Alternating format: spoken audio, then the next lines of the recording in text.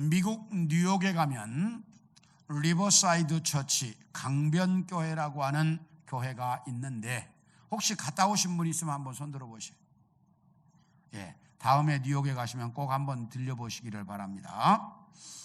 이 교회는 세계적으로 유명한 교회에서 이 교회당을 구경하러 오는 사람들이 매일 북적대는 그런 교회입니다. 이 교회는 프랑스 파리에 있는 사르트르 대성당의 건물에서 아이디어를 얻어서 지은 고딕식 건물인데 1930년에 21층 높이로 이 교회를 지었습니다. 이 교회는 22,000개의 파이프가 있는 파이프 올겐과 그 다음에 74개의 종이 달려있는 종각으로 아주 유명한 교회여서 이것들을 구경하러 오는 사람들이 매일매일 북적대는 그런 교회인데요. 이 교회를 지을 때 한 사람이 4억 달러를 헌금했습니다. 4억 달러면 우리나라 돈으로 얼마느냐? 4,800억입니다. 얼마요? 한 사람이 4,800억을 헌금해서 이 교회를 지었습니다. 이 사람은 9살 때부터 이제 그 남의 집 점원으로 가게에서 심부름하는 아이로 출발을 해서 철저한 신앙으로 살면서 신앙인답게 정직하고 부지런하게 열심히 일을 했고 사업을 시작했는데 그 사업이 성공해서 이렇게 돈을 벌었고 교회당을 지차 자기가 가지고 있는 돈의 대부분을 다 헌금했습니다. 이렇게 해서 이 교회가 지어졌는데 나중에 그의 손자가 책에다가 뭐라고 썼느냐? 교회당을 지은 건 우리 할아버지였는데 복은 내가 받았다. 이렇게 썼어요. 그 손자의 이름이 뭐냐면 여러분들이 잘 아는 록펠러입니다. 할아버지가 헌금할 때도 우리가 생각하는 것 단위가 다르게 헌금을 했더니 하나님께서 손자에게도 우리가 상상할 수 없는 축복을 해 주셨습니다. 록펠러가 33살 때 백만장자가 되었고 43살 때 미국 최고의 부자가 되었고 53살 때 세계 제일의 부자가 되었습니다. 그러나 록펠러는 행복하지 않았습니다. 왜냐하면 55살 때 1년밖에 더 이상 살 수 없다는 사형 선고를 받았기 때문입니다. 그래서 이 질병 때문에 병원에 자주 드나들게 되었는데 어느 날 휠체어를 타고 병원을 가는데 병원 로비를 지나간 때 평상시에도 늘 걸려 있었는데 못 봤어요. 그런데 그날따라 지나가다가 이제 벽에 걸려있는 액자에 눈이 들어왔는데 그의 자서전에 이렇게 썼어요. 그 액자를 보는 순간 내 온몸에 전율이 느껴졌다. 그 액자의 내용이 뭐냐면 이런 거였어요. 주는 자가 받는 자보다 복이 있다.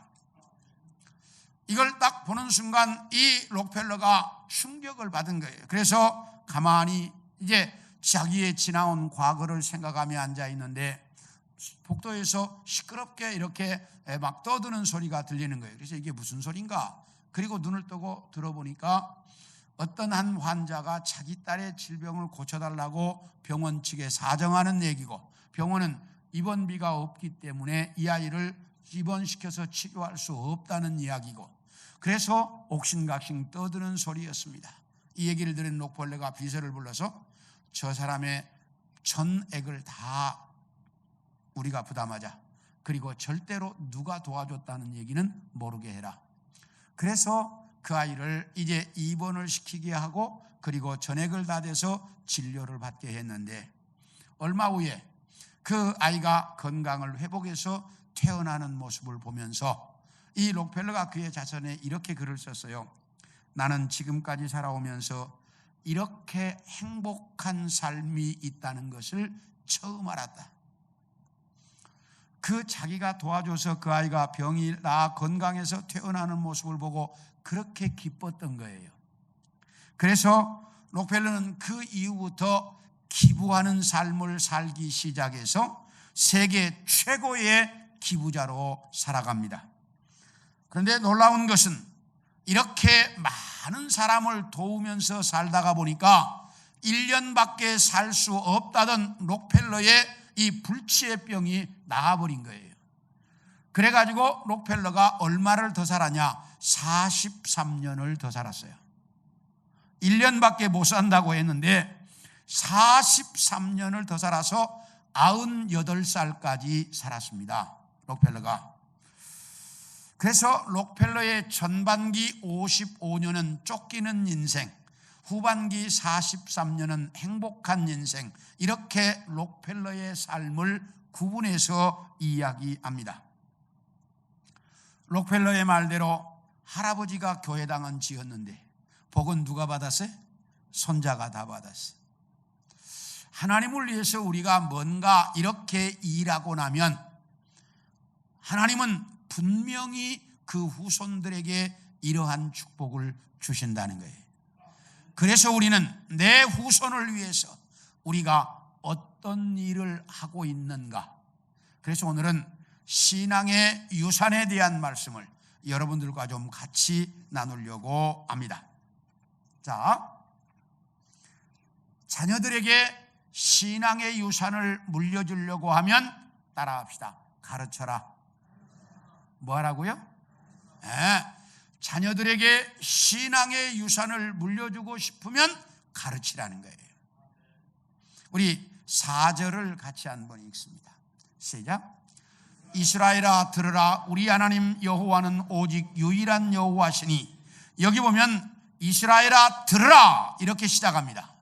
이스라엘아 들으라, 이 말이 히브리어로 쉐마입니다. 지금 세계적으로 쉐마 교육, 쉐마 이제 학습, 쉐마에 대한 이야기가 너무 유명한데, 쉐마라는 말이 무슨 말이냐? 정확한 뜻은 이스라엘아 들으라 그 말이에요. 이게 쉐마예요. 그래서 랍비들의 이제 이 전승에 보면 쉐마라는 건 신명기 6장 4절을 쉐마라고 했었습니다. 그런데 시간이 지나면서 오늘 본문인 신명기 6장 4절부터 9절까지를 쉐마 이렇게 불렀습니다. 그런데 더 시간이 지나가면서 신명기 11장 13절부터 21절까지를 쉐마 2부 이렇게 불렀고, 또 시간이 지나면서 민수기 15장 37절부터 41절까지를 쉐마 3부 이렇게 해서 쉐마가 1부, 2부, 3부 세 가지가 있는데, 이 세 가지를 다 가르쳐서 오늘날은 쉐마다 이렇게 부르고 있습니다. 자, 그렇다면 이 쉐마의 내용이 뭘까? 1, 2, 3부로 되어 있는 이 쉐마의 내용이 뭘까? 딱 두 가지입니다. 5절에 보면 하나님을 사랑해라 이렇게 되어 있어요. 그래서 쉐마의 일부가 뭐라고요? 하나님 사랑하라. 네. 하나님 사랑하라. 쉐마의 두 번째가 뭐냐? 7절을 중심해서 나오는데요, 이렇게 말합니다. 하나님의 말씀을 자녀들에게 부지런히 가르쳐라. 그래서 쉐마의 내용이 뭐냐? 하나님을 사랑하라, 말씀을 가르쳐라, 이 두 가지입니다. 뭐라고요? 하나님을 사랑해라, 말씀을 가르쳐라. 이 두 가지가 쉐마의 내용입니다. 자, 그렇다면 어떻게 하나님을 사랑하라고 가르치는가? 5절을 봅니다. 시작.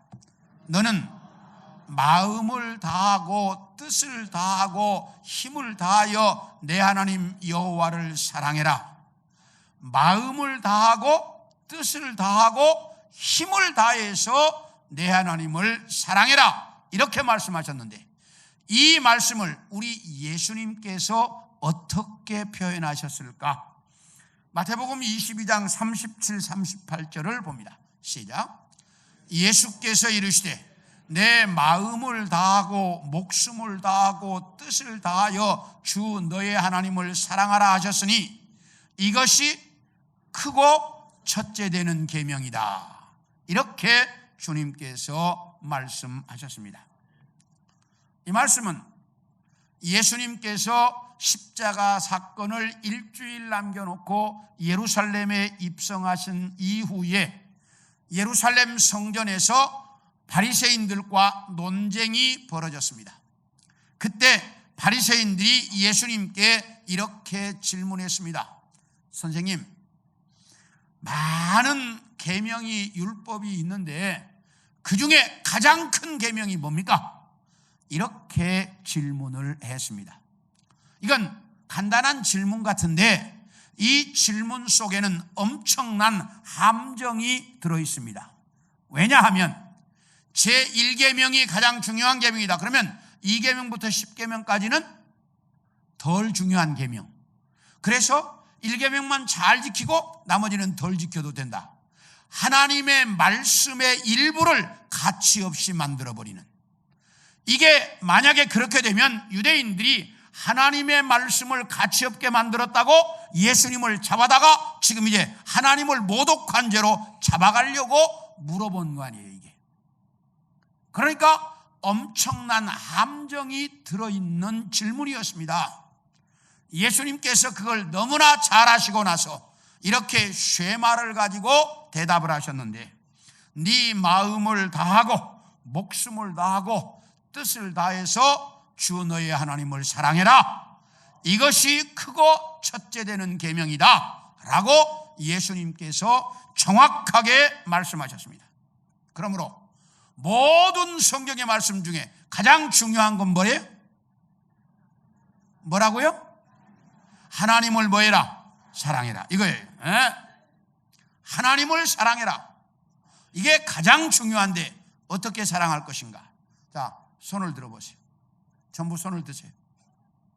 마음을 다하고, 따라해. 마음을 다하고 목숨을 다하고 마음을 다하고 목숨을 다하고 뜻을 다하고 힘을 다하여. 다시 한번. 마음을 다하고 목숨을 다하고 뜻을 다하고 힘을 다하여. 이제 같이 합니다. 시작.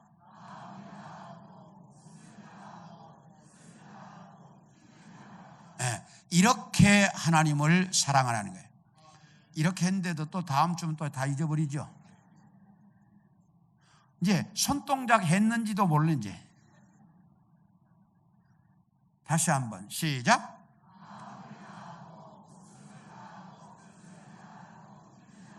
네, 이렇게 하나님을 사랑하라는 거예요.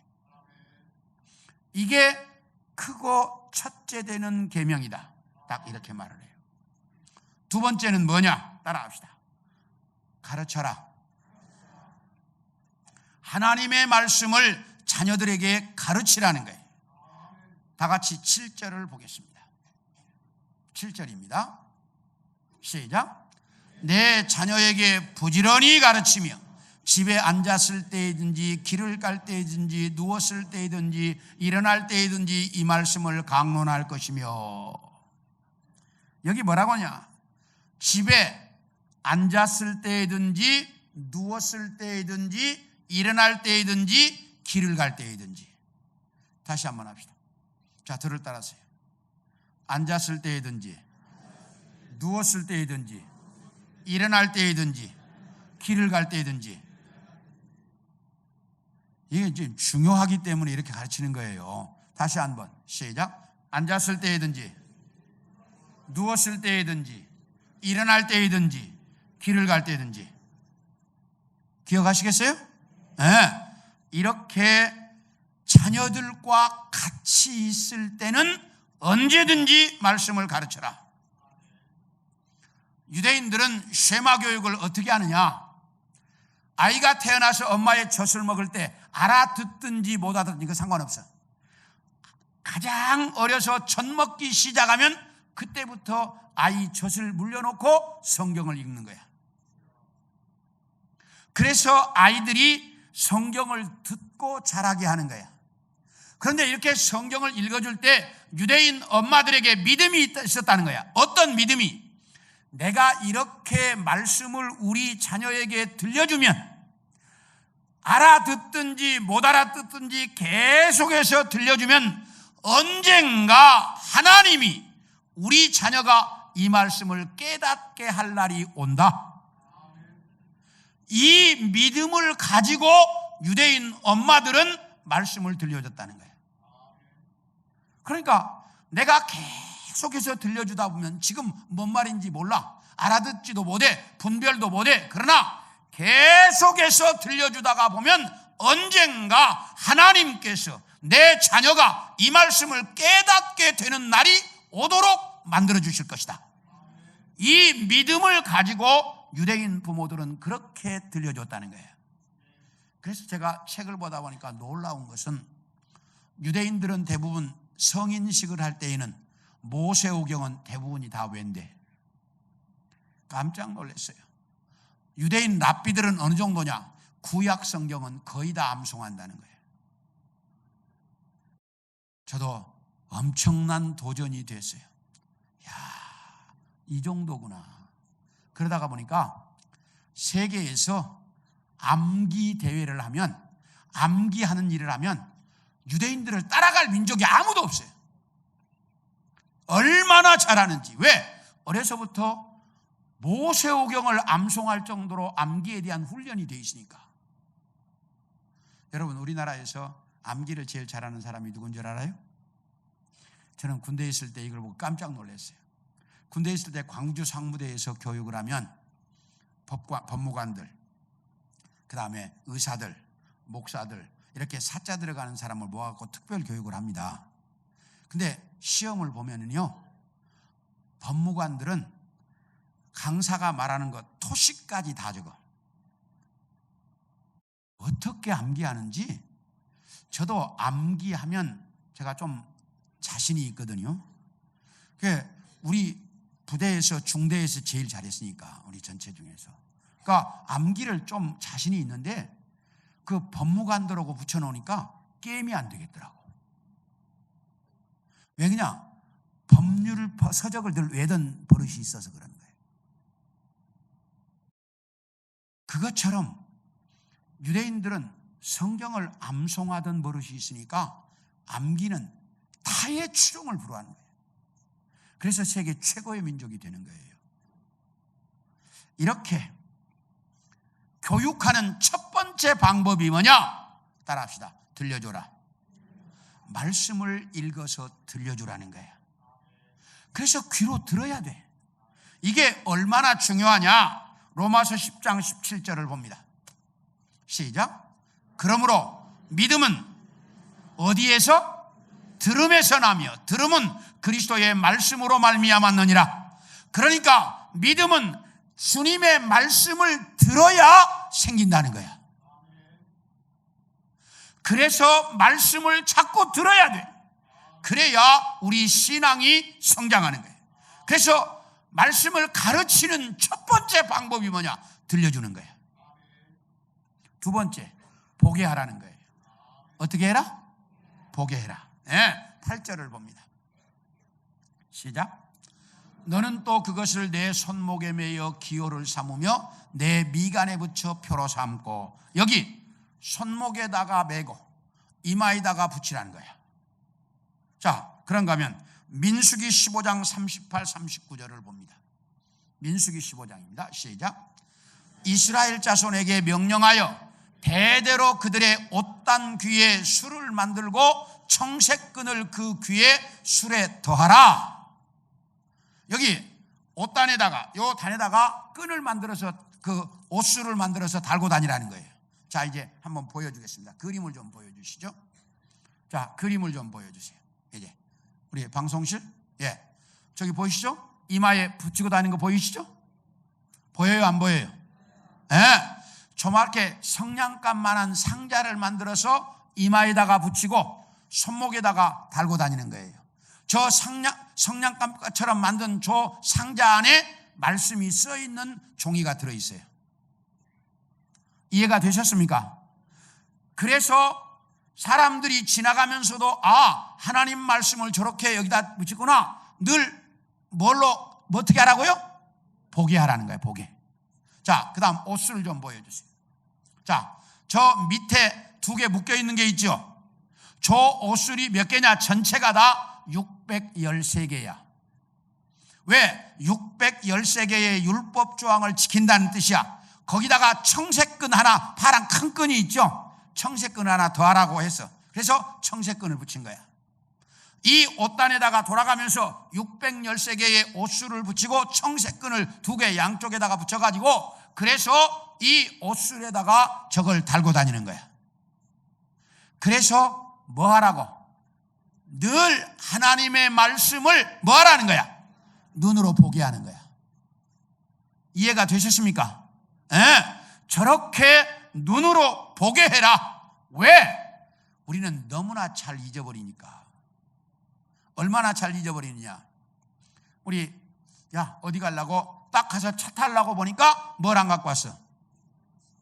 하여튼 저하고 비슷한 사람들이 꽤 있어요.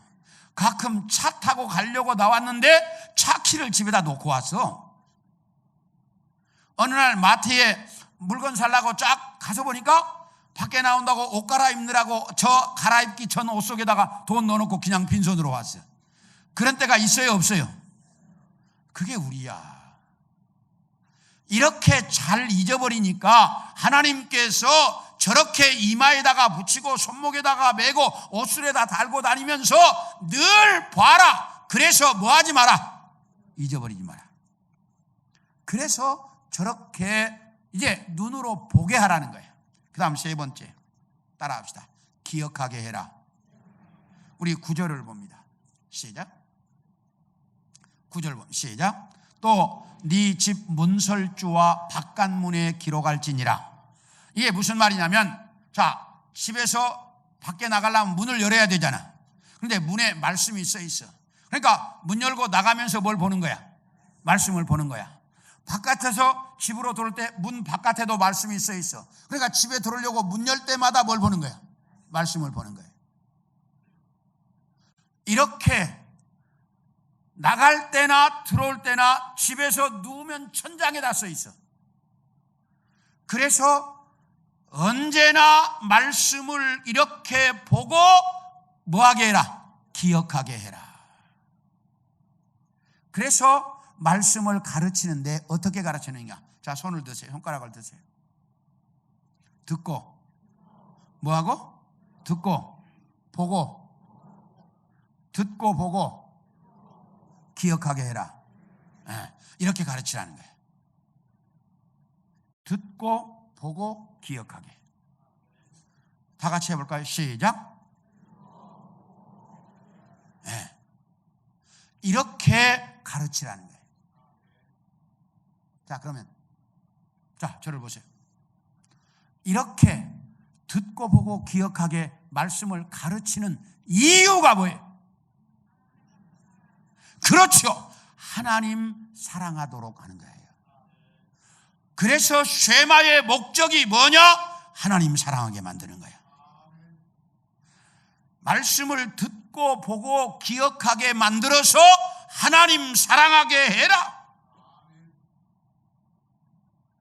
그렇게 자녀에게 가르치라는 거야. 쉐마가 그거예요. 자, 여러분에게 묻습니다.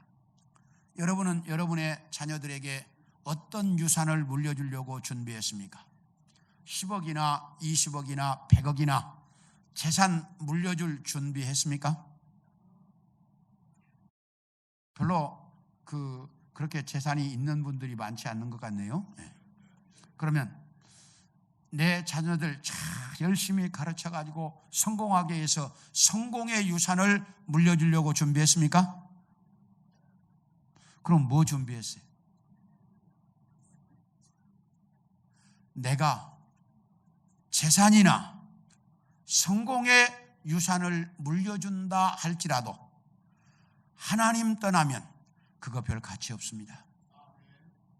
그러나 내가 10억, 100억의 재산 물려주지 못하고 큰 성공의 재산 물려주지 못했어도 내 자녀에게 신앙의 유산을 물려주면 내 자녀에게 하나님이 출세하고 성공하고 잘 살 수 있도록 보장해 주실 거예요.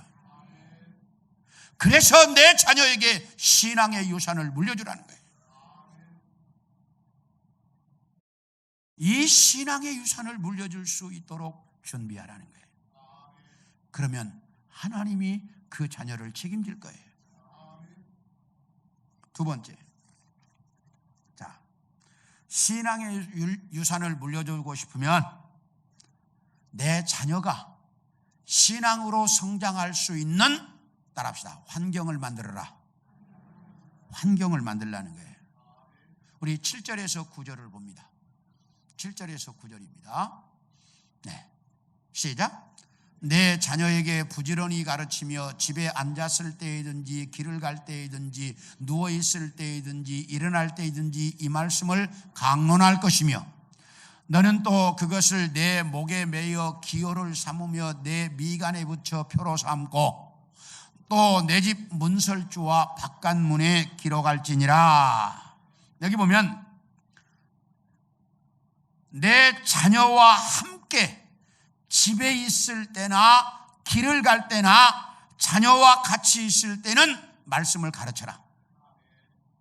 그리고 부모의 이마에나 손목에나 말씀을 메고 다니고 자녀의 손목에나 이마에 말씀을 메고 다녀서 자녀들이 하나님의 말씀을 항상 보게 만들어라. 또 네 집 문설주에 써놓고 바깥문에 써놓아서 내 자녀들이 그것을 다 보고 기억하게 만들어라. 자, 이렇게 자녀가 함께 있을 때 가르치고 눈에 보게 하고 머리에 기억하게 만드는 이유는, 그렇게 만들라고 하신 이유가 뭐냐면 자녀들이 하나님의 말씀과 같이 사는 뭘 만들어라? 환경을 만들라는 거예요. 내 자녀들이 언제라도 하나님의 말씀과 같이 사는 환경을 만들어라. 이렇게 하나님이 말씀하고 있어요. 왜? 인간은 환경의 지배를 받기 때문이에요. 사람이 얼마나 환경의 지배를 받느냐? 우리 신명기 7장 1절을 봅니다. 시작. 내 하나님 여호와께서 너를 인도하사 네가 가서 차지할 땅으로 들이시고 내 앞에서 여러 민족 헷 족속과 기르가스 족속과 아모리 족속과 가나안 족속과 브리스 족속과 히위 족속과 여부스 족속 곧 너보다 많고 힘이 센 7 족속을 쫓아내실 때에, 이게 무슨 말이냐면 하나님께서 모세에게 이렇게 말씀하셨어요. 모세야, 네가 이 이스라엘 백성들을 이끌고 가나안 땅에 들어갈 것인데 그 가나안 땅에는 너희보다 숫자도 많고 너희보다 힘도 세고 강한 가나안 7족속 원주민들이 살고 있다. 그런데 그 다음 7장 2절을 봅니다. 시작. 내 하나님 여호와께서 그들을 내게 넘겨 내게 치게 하시리니 그때에 너는 그들을 진멸할 것이라. 그들과 어떤 언약도 하지 말 것이요 그들을 불쌍히 여기지도 말 것이며. 모세에게 이렇게 말합니다. 너희가 가나안 땅에 들어가서 너희보다 많은 가나안 족속을 이제 물리칠 때 한 명도 살려놓지 말고 다 죽이고 불쌍히 여기지도 말고 돌아보지도 말고 다 없애라. 아니, 사랑의 하나님께서 어떻게 이러셨을까? 왜 그랬을까? 4절을 봅니다. 시작. 그가 네 아들을 유혹하여 그가 여호와를 떠나고 다른 신들을 섬기게 하므로 여호와께서 너희에게 진노하사 갑자기 너희를 멸하실 것임이니라. 이게 무슨 말이냐면 가나안 7족속은 우상을 섬기고 산다. 하나님 섬기지 않는다. 그들 중에 일부라도 남겨놓으면 너희 후손들이 그 일부가 우상 섬기는 것을 보고 너희 후손들도 우상 섬기게 될 것이다. 그러니 하나도 남겨놓지 말아라. 그래서 너희 후손들이 우상 섬기는 것을 뭐하게 해라? 보지 못하게 해라. 우상 섬기는 환경 자체를 없애버려라. 보지 못하게 해라. 하나님이 이렇게 말씀하셨어요. 우상 섬기는 환경 자체를 싹 없애버리라고 했어요. 인간이 환경에 얼마나 지배를 받느냐. 자, 출애굽기 32장 4절을 봅니다. 시작. 아론이 그들의 손에서 금고리를 받아 부어서 조각칼로 새겨 송아지 형상을 만드니 그들이 말하되 이스라엘아 이는 너희를 애굽 땅에서 인도하여낸 너희의 신이로다 하는지라. 여기 무슨 말이냐면 모세는 시내산에 하나님의 율법을 받으러 올라갔습니다. 그래서 모세가 시내산에 올라갔는데 시내산에 올라가서 한 달 이상을 안 내려옵니다. 그러니까 이스라엘 백성들이 아론을 찾아왔어요. 아론, 모세는 시내산 꼭대기에 가서 한 달이 넘었는데 지금까지 사람이 살아있을 수 없다. 죽었는지 살았는지 우리 모르겠으니까 이제 모세는 그냥 놔두고 아론 당신이 우리를 인도한 신을 만들어라. 그러니까 아론이 그러면 금부치를 가져와라. 그래가지고 금부치를 다 걷어가지고 뭘 만들었어요? 뭘 만들어요? 금송아지 우상을 만들었습니다. 자, 그런데 재미있는 것은 이스라엘이 남왕국과 북왕국으로 나뉘어졌을 때 북왕국의 초대 임금인 여로보암이 베델과 단에다가 신을 만들었어요. 근데 무슨 신이었어요? 그게 무슨 신? 아이, 크게 해요. 무슨 신? 금송아지 우상을 만들었습니다. 자, 그러면 이스라엘 백성들은 아론도 금송아지를, 여로보암도 금송아지를, 이스라엘 백성들은 하나님 이외에 다른 신을 만들면 다 뭘로 만들어? 금송아지로 만들었어요. 왜 그랬을까? 애굽이라고 하는 나라가 송아지를 우상으로 섬깁니다. 애굽에 가면 지금도 많이 있어요. 저도 가서 애굽에 사진 찍어 왔어요. 그게 그렇게 송아지를 우상으로 쭉 섬겼어요. 그러니까 이스라엘 백성들이 애굽에 살면서 애굽 사람들이 뭘 섬기는 걸? 송아지를 신으로 섬기는 걸 늘 보면서 살아왔어. 몇 년 동안? 400년 동안. 그러니까 이 사람들의 머릿속에는 하나님 이외의 신 그러면 뭐밖에 없어? 송아지밖에 없어. 그러니까 아론도 금송아지를, 여로보암도 금송아지를 만들었던 거예요. 왜? 그들의 머릿속에 있는 것, 신 그러면 송아지밖에 없으니까. 이렇게 사람은 환경에 지배를 받는다는 거예요. 그래서 하나님께서 이스라엘 백성들에게 너희가 가나안 땅에 들어가면 원주민들 하나도 남겨놓지 말고 다 없애서 우상 섬기는 환경을 만들지 못하게 해라. 이렇게 말씀하셨던 거예요. 이렇게 하나님은 우리 믿음의 사람들에게 가정에서도 하나님의 말씀을 자연스럽게 볼 수 있는 환경을 만들어라. 하나님 섬기고 믿음으로 사는 것이 아주 자연스러운 환경이 될 수 있도록 가정에서도 믿음 생활을 잘해라. 그래서 자녀들이 보고 자라는 것이 늘 말씀이요, 신앙이요, 기도요, 찬양이요, 이걸 보고 자라게 만들어라. 이렇게 말씀하셨다 그 말이에요. 자, 택배를 붙일 때 유리 제품이나 깨지기 쉬운 걸 붙일 때 뭐라고 씁니까? 취급주의. 그렇죠? 여러분의 자녀들도 취급주의 대상이에요. 따라합시다. 취급주의 대상. 왜? 잘못하면 깨지기 쉬워요. 우리 자녀들은 모두가 다 취급주의 대상이에요. 부모가 어떻게 하느냐에 따라 달려 있어요. 그래서 언제나 여러분들은 내 자녀가 뭐다? 취급주의 대상이다. 이 자체를 인정하고 사셔야 돼요. 몇 년 전에 있었던 일인데 저희 교회에서는 영시 예배 때마다 뭘 합니까? 가장의 축복 기도를 하죠. 그렇죠? 그러니까 우리 장로님 한 분이 저를 찾아와서 이렇게 했어요. 목사님, 처음에 목사님이 가족들의 머리에 손을 얹고 안수 기도를 하라고 해서 나보다 믿음이 좋다고 생각하는 우리 부인의 머리에 손을 얹고 기도하기가 뭐예요? 굉장히 쑥스러웠습니다. 그래서 부인의 머리에 손이 잘 안 올라가더라는 거야. 그런데 이제 강단에서 하라고 하니까 한 거예요. 자녀들에게도 한 거예요. 그런데 2, 3년 지나가니까 상당히 자연스러워졌습니다. 근데 놀라운 것은 저희 집 아이들이 그렇게 몇 년 지나고 나니까 저희 집 아이들이 학교 시험 보는 날만 되면 아빠 찾아온다는 거야. 머리를 뒤밀고 뭐해? 안수기도 해달라고 한다는 거야.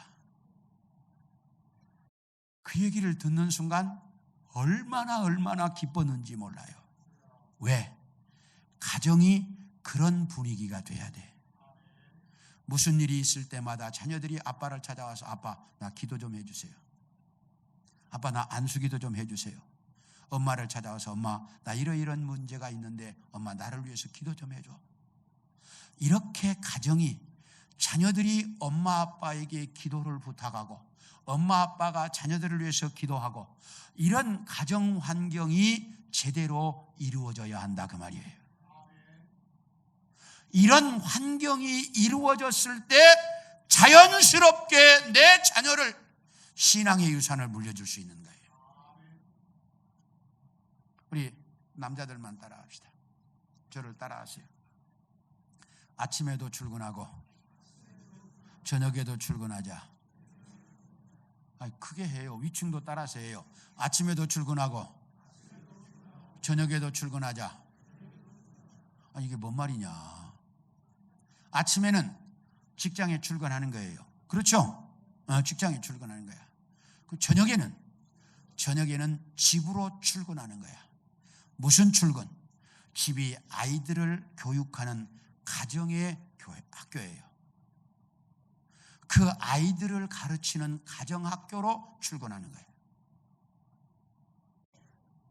우리 모든 아버지들이 이런 마음을 가지고 살아가면 그 가정은 보장할 수 있어요. 다시 한번 따라합시다. 아침에도 출근하고 저녁에도 출근하자. 그러니까 남자들은 일평생 뭐 하는 거야? 출근하는 거야. 이해가 되셨어요? 이렇게 살라는 거예요. 자, 마지막으로 이렇게 말씀을 가르치고 믿음의 가정 환경을 만들어서 신앙의 유산을 자녀들에게 물려준다면 따라합시다. 내 자녀가 복을 받아 크게 번성할 것이다. 우리 3절만 보겠습니다. 3절만 봅니다. 시작. 시작. 이스라엘아 듣고 삼가 그것을 행하라. 그리하면 네가 복을 받고 네 조상들의 하나님 여호와께서 내게 허락하심 같이 젖과 꿀이 흐르는 땅에서 네가 크게 번성하리라. 여기 보면 내 자녀들에게 말씀을 가르쳐서 이 말씀대로 살게 되면 내 자녀들이 복을 받아서 젖과 꿀이 흐르는 땅에서 크게 번성할 것이다 라고 말씀하고 있습니다. 자, 우리의 소원은 꿈에도 뭐? 아니지. 우리의 소원은 꿈에도 자녀가 잘 되는 거지. 그래요, 안 그래요? 솔직히 그래요, 안 그래요? 우리의 소원은 꿈에도 내 자녀가 잘 되는 거야. 이건 모든 부모의 똑같은 심정이야. 그래요, 안 그래요? 그러면 내 자녀가 잘 되는 일이라고 하면 그래서 내가 목숨 걸고 일해요. 내 자녀가 잘 되는 일이라면 아무리 힘들고 고통스럽고 어려워도 우리는 전혀 두려워하지 않아요. 아무리 돈이 많이 들고 아무리 힘들어도 해. 왜? 그게 부모니까. 그래서 내 자녀가 잘 되는 일이라면 못 먹고 못 입고 힘들어도 상관없어. 내 자녀 잘 입히고 잘 먹이고 잘 가르쳐서 출세하고 잘 되게 만드는 게 그게 부모의 소원이야. 그런데 우리가 착각하고 있는 것이 하나 있어요. 뭐냐면 잘 입히고 잘 먹이고 좋은 학교 보내 잘 가르쳐서 출세하게 되면 내 자녀가 행복한 인생을 살게 되리라는 착각을 내려놓으셔야 한다는 거예요. 내 자녀가 그렇게 한다고 해서 행복한 인생 사는 거 아니에요. 어떻게 행복한 인생을 사느냐? 따라합시다. 내 자녀가 바르게 살면 행복한 인생 산다. 바르게 살도록 가르쳐야 돼. 어떻게 사는 게 바르게 사는 거냐? 신앙의 유산만 물려주면 바르게 살아요. 내 자녀에게 신앙의 유산을 똑바로 물려주면 내 자녀가 바르게 살게 돼 있어요. 그래서 내 자녀가 정말 행복한 인생 살기를 원한다면 내 자녀에게 신앙의 유산을 잘 물려주시기를 원합니다. 지난해에 저희 아이들하고 어느 카페를 갔어요. 카페를 가서 물건을 시키려고 가서 보니까 내가 원하는 건 하나도 없어. 내가 빵을 좋아하는데 빵도 없지. 또 그렇다고 해서 그 빵에 비슷한 것도 시켰는데 그것도 또 없대. 아무것도 없대. 내가 좋아하는 것. 그래서 내가 그랬어요. 아니 이렇게 아무것도 없으면 문을 닫지 뭐더러 열었냐. 내가 이제 그랬어요. 그리고 이제 커피만 시켜가지고 들어와서 이제 자리에 앉았어. 그랬더니 저희 아들놈이 딱 저한테 하네. 아빠 왜 이렇게 갑질을 해요? 딱 이러는 거야. 저희 아들놈이 딱 그러는 거예요. 그래서 왜 그러니까 아빠 아니 여기 와서 또 기도하고 드실 거 아니에요. 기도하고 드실 거면서 없으면 또 없는 대로 그냥 넘어가고 다른 거 시키시면 되지 안 시키면 되시지. 그렇다고 해서 그렇게 말을 하면 저 종업원들이 무슨 죄예요? 그 얘기 하시려면 사장한테 해야지. 듣고 보니까 그 말이 맞아요 틀려요? 네, 맞지. 그 종업원들한테 왜 갑질을 해요? 우리 아들놈이 딱 이러는 거예요 저한테. 그 얘기를 들으니까 자식한테 이렇게 쪽팔린 얘기를 들었잖아 지금 내가. 그러니까 얼마나 쪽팔려 내가. 근데 마음 한구석으로는 너무 좋은 거예요. 왜? 저놈이 그래도 바르게 살았구나. 그래도 그 종업원들 생각할 줄 알고 그렇게 그런 사람들 생각해서 말할 줄 안다는 게 얼마나 마음 한구석으로는 좋았는지 몰라요. 왜? 나는 쪽팔렸지만. 우리가 자녀들을 바르게 살도록 가르쳐야 돼요. 신앙의 유산을 물려주면 바르게 살아요. 사랑하는 성도 여러분, 우리는 우리 자녀가 행복하기를 원합니다. 행복하게 사는 건 출세나 돈이 아니에요. 신앙의 유산을 물려주면 그들이 바로 살 것이고 바로 살면 그의 인생 행복하게 살 것입니다. 이렇게 살아가는 우리 성도들 모두가 되어지기를 축원합니다.